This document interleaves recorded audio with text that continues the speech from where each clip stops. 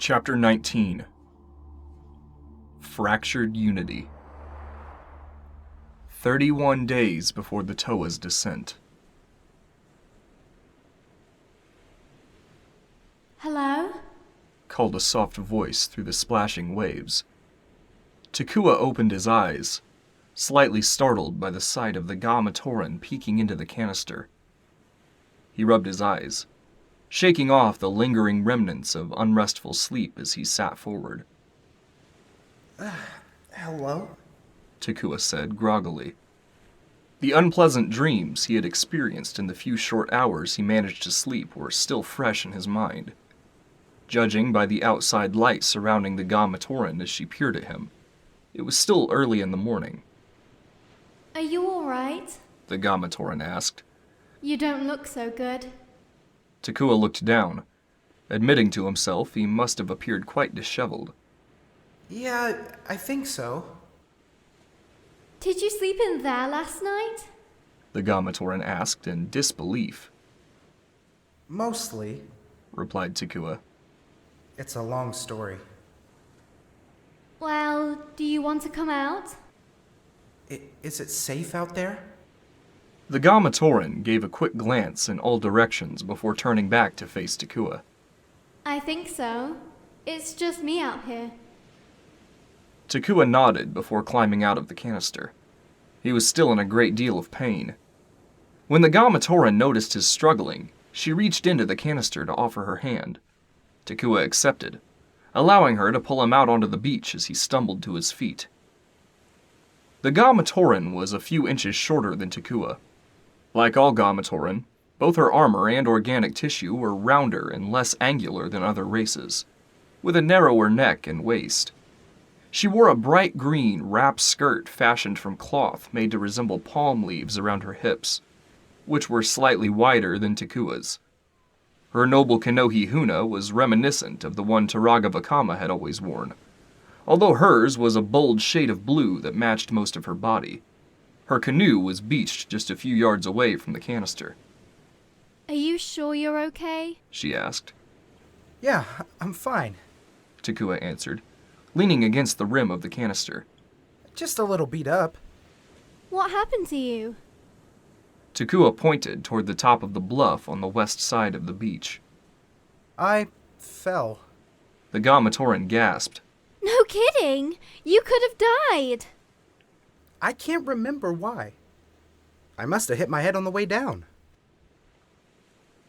I could help you back to Ga-Koro. The Ga-Matoran said. I'm sure your friends are worried about you. No! Takua spouted. I can't go back to Takoro. What? Why not? I told you, it's a long story. I'm not going back there. I don't understand. You don't need to. I just can't. The Ga-Matoran paused for a moment, studying the sadness in Takua's eyes. I'm sorry, she said. We don't have to go to Ga-Koro if you don't want to. It's all right, Takua said with a sigh. It's very kind of you to offer anyway, but I'll be okay. What are you doing in Tawahi anyway? Oh, I came to see this. The Ga-Matoran replied excitedly, slapping the surface of the giant canister. I wanted to make sure I got here before any researchers arrived to crowd it. I wanted to see if it was anything like the one in my wahi. It seems to be, by the way. Do you know what this is? Takua asked. Yes, it's one of the vessels that carried the Toa here. The Toa? They're actually real? Yes, and they're finally here. Now we actually have a chance at ending the war. Takua flashed back to the red monster he saw in the charred forest. He made several guesses at what it could have been, but he never assumed it to be the legendary Toa of Fire. The idea had never crossed his mind, though it definitely made sense when he thought about it. The great Kanohi mask and the fire hurling were telling signs of the Toa from the Turaga's tales. Perhaps he was thrown off by the sight of him battling the Matoran, which made him wonder which one attacked first. Either way, he hoped it was a misunderstanding quickly resolved before anyone was injured. When did they arrive? He asked. Just yesterday. I had the honor of speaking with the Tower of Water personally. She saved our village from a Turaga attack. Takua was speechless. After 100 years, he began to wonder if the Toa even existed. Over time, many Matoran became convinced the Toa were myths made up by the Turaga to encourage them to keep fighting back against Makuta, Well, I need to be heading back soon. said the Ga-Matoran. I didn't plan to be out here for long. Are you sure you don't need anything before I go? Takua was almost too embarrassed to ask, but quickly found the courage anyway. Can I come with you? Of course! I'd feel guilty just leaving you out here. You're in no shape to be out here by yourself. Takua was surprised by her readiness to help. A century of isolation due to Makuta's Rahi had caused most Matoran to become wary of other races. Though they were never openly hostile, they hardly went out of their way to help unless it resulted in mutual gain. The Turaga encouraged unity among the villages, as it was the first of the three virtues, and the Matoran claimed to practice these teachings, until times would come when they would actually matter. Thank you. It's no trouble. Come on. Takua followed the Ga-Matoran to her canoe. He struggled to climb into the boat due to his injuries.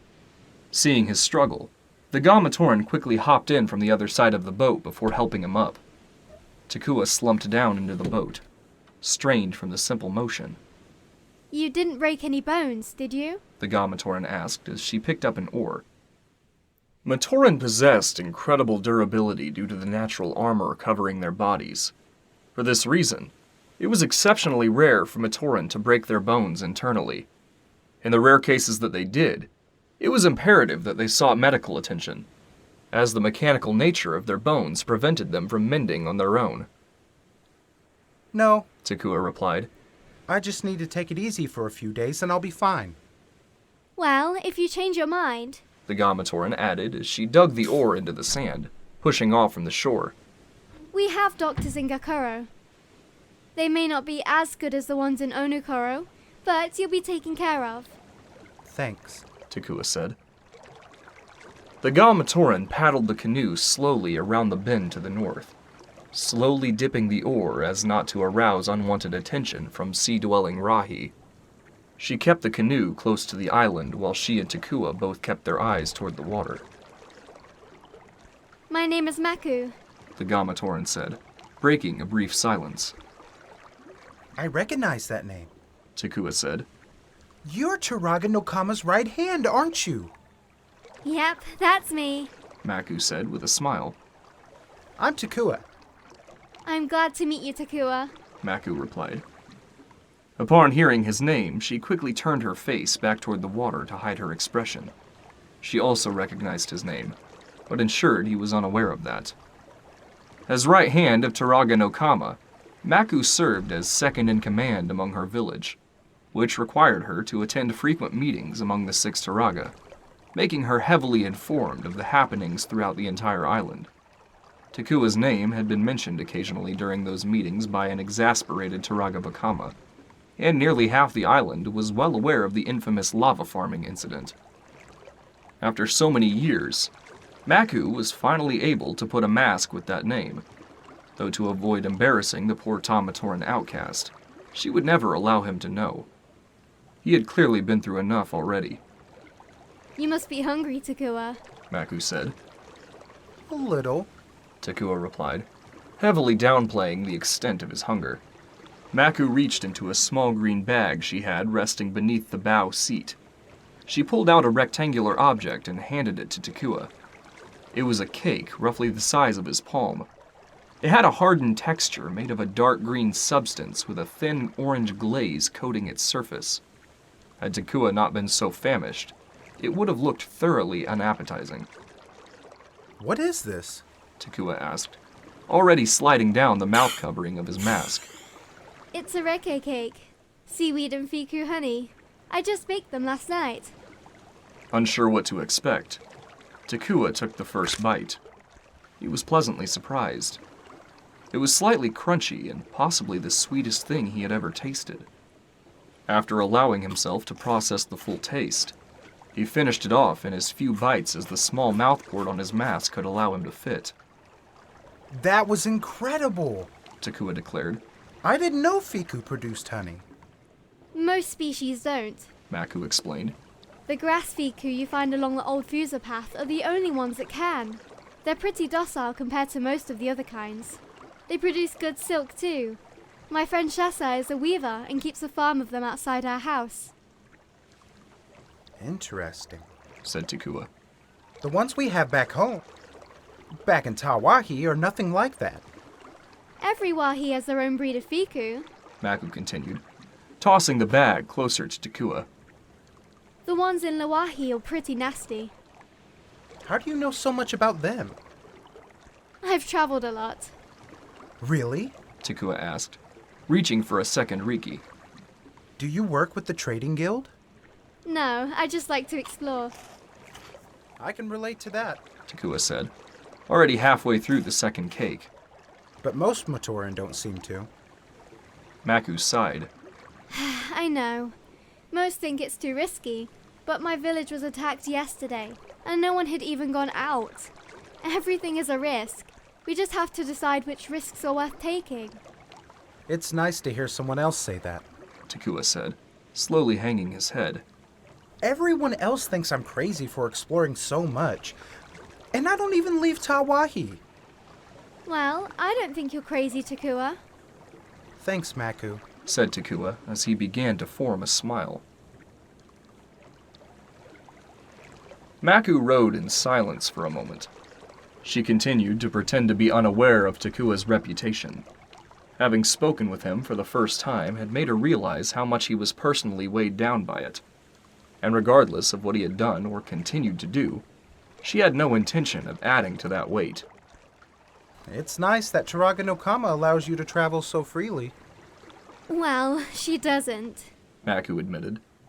She hates when I sneak out, which is why I need to hurry back before she realizes I've left. Disappointing the Turaga, Takua muttered. I can relate to that too. Ever since the war started, Macku began. the Matoran have been too afraid to visit the other Koro. The worst part about Makuta's Rahi is that they've completely shattered our unity. It's how he controls us. If we stayed unified like we always claimed to be, we would be much better off. I suppose you have a point, Takua said. That's why I traveled. Macku continued. I've spent months in every village, exchanging knowledge to help boost relations between races. They say the Toa are the key to defeating Makuta, but I believe working together is just as important. Come to think of it, Takua thought out loud. I remember seeing you a few times in Ga-Koro a few decades back. It's likely. Macku said. We Ga-Matoran are usually more accepted as outsiders compared to the rest of you. Something about our feminine nature tends to make everyone else act more hospitable towards us. That's lucky. Macku shrugged. We all have our advantages. The canoe passed around the rocky bend along the edge of the island, turning west through a cluster of small islets, revealing a much larger beach than the one they had departed. In the distance, the village of Ga-Koro could be seen built out from the shore, stretching far out into the bay. Beyond that was the famous Naho Falls, the 60-foot waterfall that fed Naho Bay from the Huramafa River. The top half of the rock face of the falls was skillfully carved into the likeness of a giant great cow, which was one of the most common kanohi worn by Ga-Matoran. The water poured from the mouth and cheeks of the mask into the bay below. Takua's eyes expanded at the sight of it. He had seen illustrations, but he had always wished to see the breathtaking work of art with his own eyes. It was more impressive than he had imagined. Here we are. Macku announced. Have you ever been to Ga-Koro before? Not since the early days. Answered Takua. It looks a lot different from what I remember. Maybe I can show you around. Hopefully we can get docked without anyone noticing us. Macku paddled the canoe toward the docks, coming to a stop among a row of dozens of boats of various designs and sizes, ranging from large fishing boats to small rafts hardly large enough to fit a single Matoran. Macku partially unraveled the rope, tossing the knotted end over the assigned dock post. Takua stood up, struggling to maintain his balance inside the rocking boat before stepping onto the dock, a problem Macku did not share as she grabbed her bag. Macku slowed her pace to allow Takua to follow as they headed up the dock toward the village. Maybe I can show you around, Macku said, turning back to Takua. Ga-Koro has a lot to offer. Before Takua could respond, the pair was stopped by a Ga-Matoran standing at the entrance to the village. She wore a dark blue great how, which matched the rest of her body aside from her light blue upper limbs. The concerned expression on her face was thrown off by the natural scowl of her mask. Hey, Marka. Macku said with a nervous smile. Did I make it back in time? I'm afraid not, Macku. Marka said, shaking her head. I tried to cover for you, but the Turaga noticed you were gone almost as soon as you left. She's not happy. But I didn't even go to Pokoro this time, Macku said in defense. I tried telling her that, Marka replied. She didn't care. You best start heading to her house, or we'll both be in trouble. Macku let out a frustrated sigh before turning to Takua.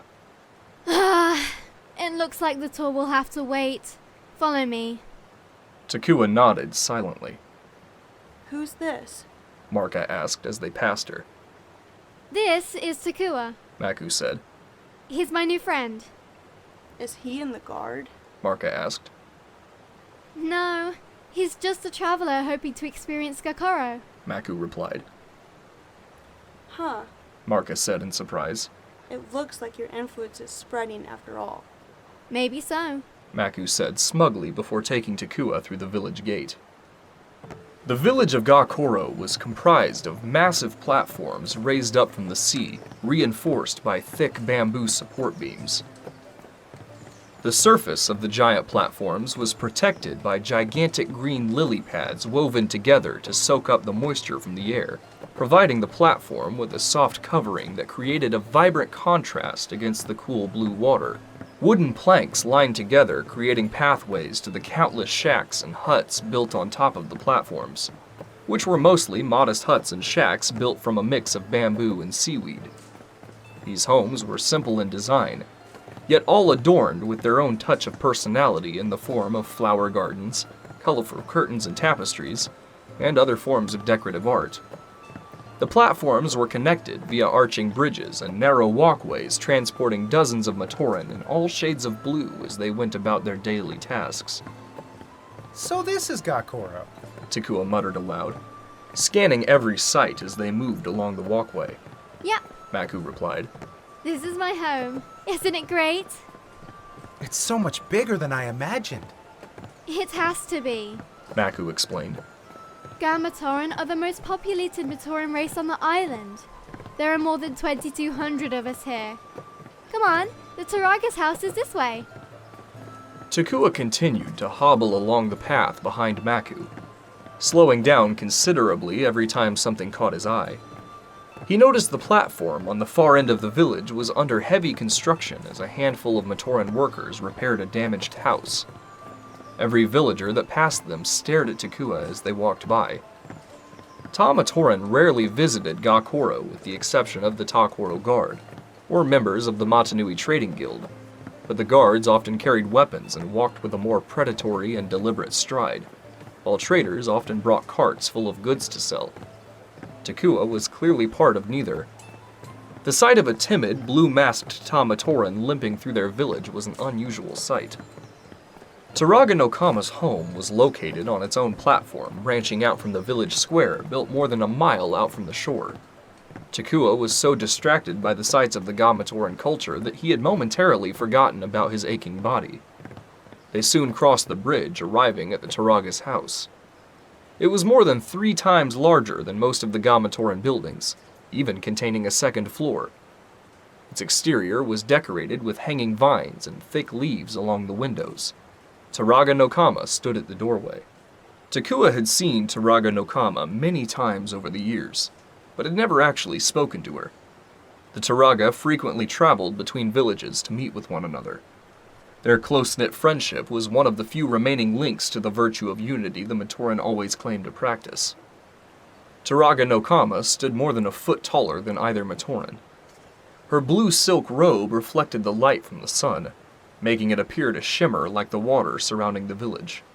It was sleeveless, revealing her long and dainty arms, one of which was placed onto her hip while the other gripped her trident staff, carved from the bones of a large fish. Her kanohi came in the form of a light blue noble rao, which was a plain oval-shaped mask with few details aside from its circular mouth and layered cheeks that Takua always thought resembled gills. It was unclear if the expression shown through her eyes was one of disappointment or concern, but they were unmistakably unhappy. Turaga Nokama? Macku said with a bow as though nothing was wrong. How many times must we have this conversation, Macku? The Turaga asked. Macku sighed in defeat. I was hoping to be back before you noticed. Sneaking out behind my back is going to get you killed someday. It's not safe. Staying here isn't safe either, if yesterday taught us anything. Macku argued.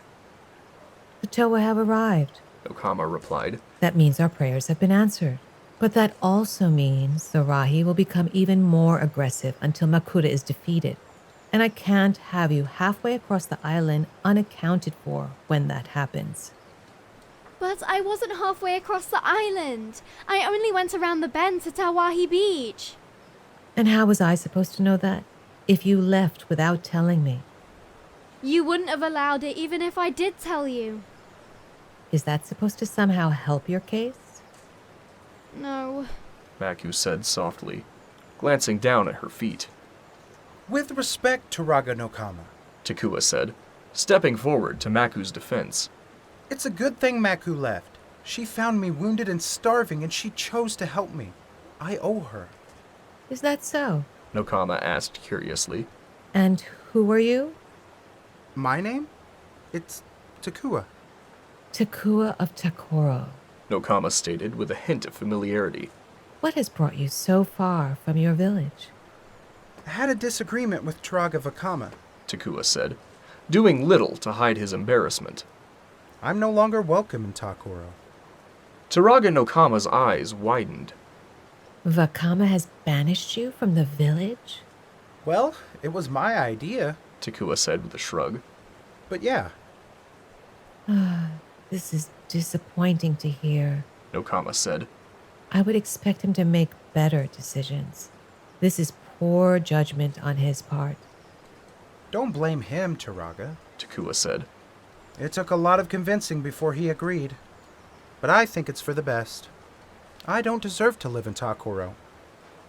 Nokama stepped toward Takua, placing her hand over his shoulder. Dear Takua, you certainly don't deserve to live among the Rahi, as you're left to fend for yourself. What were you thinking? Yeah, Takua admitted. Macku didn't seem to think so either, which is why I'm grateful she brought me here. Please go easy on her. Turaga Nokama glanced back toward Macku, who was smiling at Takua for vouching for her. Maku has always been selfless and kind. The Turaga said. Though her defiance has caused a great deal of stress over the years, she remains among the greatest of Ga-Matoran. For your sake, Takua, I will go easy on her. Thank you, Turaga Nokama. Macku said humbly. Maku, your status as my right hand is to be revoked until further notice. Nokama added. Effective immediately. What? Macku gasped. And I will arrange for Kai to have guards placed at the docks to ensure you remain within the village. Nokama continued. In the meantime, Kotu will be promoted from left hand to take your place. Turaga, please. Takua pleaded. You said you would go easy on her. This is going easy on her. Nokama replied. Otherwise, I would have revoked her status permanently. Turaga! Macku protested as her voice began to break. You will be reinstated when Makuta has been defeated. Nokama said. Then, you will be free to travel whenever you want, as all Matoran will. But until then, you are staying here. Macku was crushed. For years, she had faithfully served as the right hand of Turaga Nokama, a duty that had become an integral part of her identity. She had never thought her actions would lead to her losing that position. She had never once brought harm to anyone, risking only her own safety for what she insisted was a just cause. I'm sorry, Maku. Turaga Nokama said with absolute sincerity. You know how dangerous it is out there, especially now. My reservations to your traveling are only due to my concern for your safety. It is good that you snuck out this time, but I cannot reward your disobedience regardless. You are very dear to me, Maku. If anything were to happen to you, I could never live with it. I'm sure Huki would feel the same way. Macku glanced up toward the Turaga with tearful eyes. She was too choked up to respond verbally, simply giving a slight nod to show her restrained understanding. Takua felt guilty, feeling that her punishment was somehow his fault. Go home, Maku, Nokama said. I wish to speak with Takua privately. Yes, Turaga Nokama. Said Macku sulkily. She turned away, trudging back across the bridge toward the town square platform. She kept a tight grip on her bag as her head hung low, too embarrassed to make eye contact with a single Matoran she passed. Takua was unable to shake the feeling of guilt at the sight of his new friend in a total opposite state than the one he had first encountered. Turaga Nokama opened the bamboo door of her home, inviting Takua inside. As the two of them entered the home, she shut the door behind them before offering him a seat in the form of a colorful rug on the blended lily pad floor. The bamboo walls of her home were filled with decorations of every kind. Every side of the home was decorated with at least one oil painting, depicting various landscapes and rahi, the most impressive of which was a Motunui fishing bird perched on a wooden post among a turquoise backdrop. The canvas was signed at the bottom corner by Vizola. He had recognized that name from other equally impressive paintings often sold in the Ga-Koro trading store. Among the other decorations was a mantle lined with detailed statuettes of all six Turaga, as well as a mounted flag of the three virtues symbol, which had been such a common sight in every corner of the island that Takua had hardly noticed it. Hanging from the ceiling was a glass bowl filled with a dozen tiny jellyfish rahi, emitting a heavy bioluminescent glow that provided light to the whole room as they aimlessly darted around the water. A large carving of a great Kanohi cow was mounted on the far wall, resembling the one above Naho Falls. Takua struggled to get himself onto the ground, revealing his injuries to the Turaga for the first time. By the time he had reached the floor, he had managed to anger every joint and muscle in his body. The Turaga rested her staff beside the doorway before taking a seat on the rug beside him. Maku will be all right, Nokama assured. She only lacks discipline. I feel partially responsible. Takua admitted. You have no reason to. She chose to leave before she even knew to find you. I guess that's true. I'm just not used to things not being my fault. She has done this more times than I have bothered to count. I'm only surprised she has not gone to Pokora this time. She mentioned something to the shipwright about Pokoro. Why Pokoro? Maku is one of the island's strongest advocates for unification among the villages. The Turaga began to explain. Her convictions of this virtue drove her to embark on a pilgrimage across the island many years ago. Yeah, Takua recalled. she talked about that on the boat ride. Well, during her extended stay in Pokora, she was hosted by a Po-Matoran named Huki. Huki, Takua said. the right hand of Turaga Anawa? That's correct. Nokama replied before continuing. They developed a close bond during their time together. Based on what I've heard about Huki, who wouldn't want to be friends with him? The connection they share goes far beyond a close friendship in ways No one has ever been able to understand or explain. When she sneaks away from our village, it is often to visit Huki. I can't say I see anything wrong with that. Takua admitted. It may not be wrong, Nokama said. but it is dangerous. Her safety is important to me. She deserves to see Huki, but she also deserves to live. Takua nodded. I suppose you have a point. Which brings us back to you. Why did you exile yourself from Ga-Koro? Because I don't belong there. Takua replied with a sigh. I've never belonged there. Is this because of the lava farming incident? Not entirely. It's a lot more than... Wait, you know about that? Nokama has mentioned it a few times. Takua held his mask in his palms for a moment, hoping to spontaneously drop dead on the spot before continuing. The Tamatoran viewed me as an outcast, so I decided to become one. That seems rather extreme. Maybe. I just want to find my place in the world. And I don't think I'll find it in Takoro. I think someone has plans for you greater than your stature would suggest. Perhaps you are to be a great hero like the Toa. None of us can be certain. A hero? Takua scoffed. How is that possible?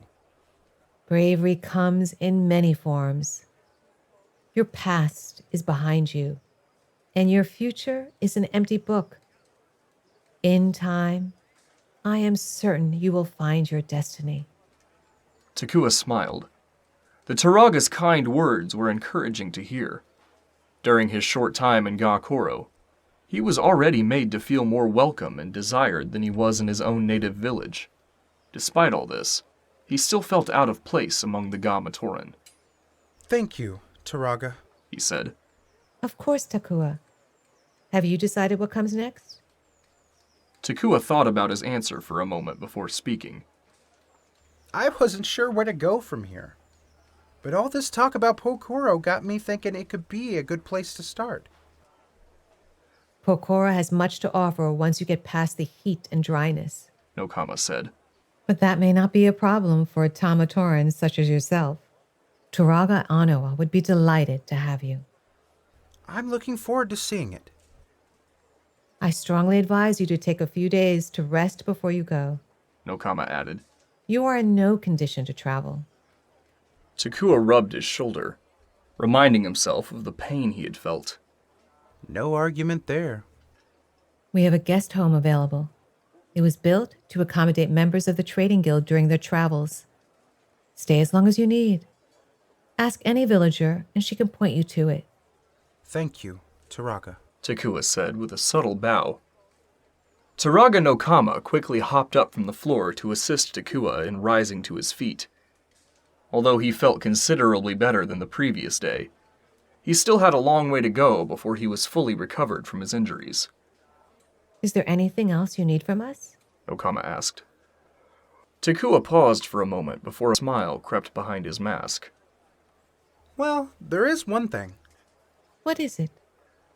I'll be leaving for Pokoro in a few days, he replied. I've never been to Pokoro. Yes? Nokama questioned suspiciously. And as you said, it's awfully dangerous out there. I could use a guide. Preferably someone that's highly experienced in traveling that area. It was now the Turaga's turn to drop her mask into her palms.